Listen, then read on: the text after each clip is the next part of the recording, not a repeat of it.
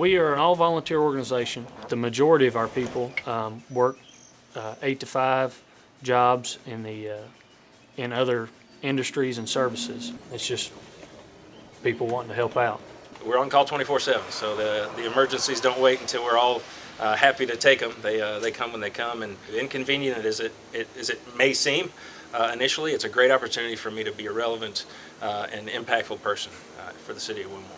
For me, the most difficult part is the immense amount of information about this job that you have to take in to stay current.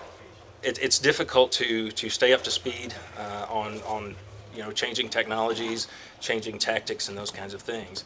This truck that's over to my right that we bought from Pittsburgh is a 1985 model. We bought it in 2002. It served Wilmore for 12 years.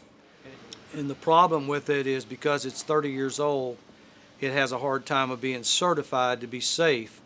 When you extend a ladder 100 feet in the air and you put people's lives on those ladders, either going up to fight a fire or bringing people down, you have to know it's not going to fall, it's not going to break. The different trucks that we have all kind of serve different purposes. Ladder trucks have, due to their size, they've got a lot more space in them for carrying equipment. They also have a large ladder on top of them. That's kind of what they're known for, and hence the name ladder truck. There's very few homes in Wilmore that would need a ladder truck, but almost all of those residential areas that house students and seniors and veterans have 35-foot windows and floors. If we were to have a fire at the top of Kresge, we would have to depend on Nicholasville to get here, or Lexington to get here to help us fight that fire.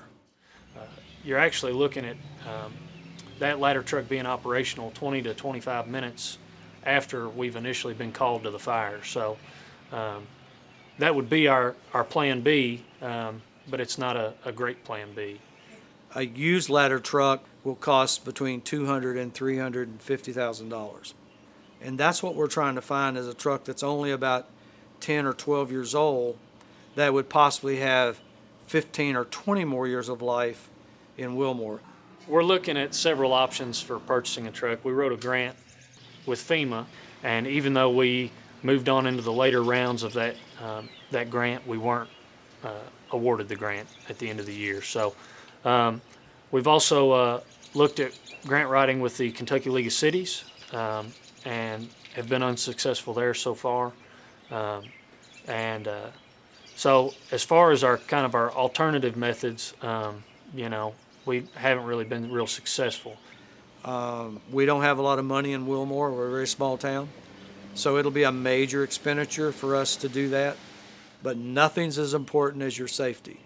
So we have to find a way to do that. Now there's things that we can do without a ladder truck. We can still put hoses in the building and still work to bring people out through the building. Sometimes that's impeded by the fire itself. As you know, we've had quite a bit of high water here in Wilmore in the last, what it seems like 3 months, but we've made several water rescues even here in town. That's an opportunity that we could, employ a ladder truck and potentially use some of that height leverage to our advantage, for securing equipment, lots of different things that could do for us. We didn't have that flexibility, which isn't ideal, but we like to make things work. At the end of the day, it's about helping people and doing everything you can. And if you have to rewrite your playbook for a specific emergency, and we can do that at minimal risk to ourselves, absolutely, we're going to do it. So it wasn't ideal not to have that truck, but certainly we're not going to let that stop us from doing everything in the world that we can for people.